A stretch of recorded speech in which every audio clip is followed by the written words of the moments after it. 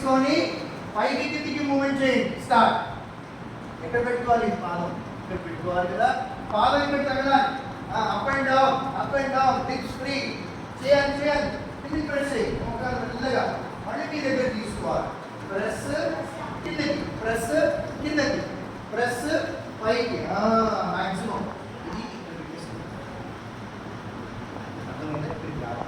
Press కిందకి.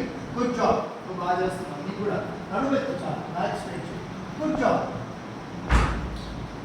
పద్మాసన ఈజీగా వస్తుంది. ప్రాక్టీస్ ఆల్ దిస్ చేయాలి. చేయొద్దు.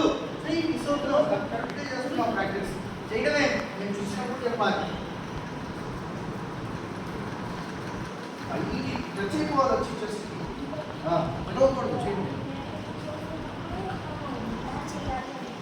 కరెక్టే వారు చెప్పింది కూడా. నీకు కావాలి కదా, మోకానికి కావాలి.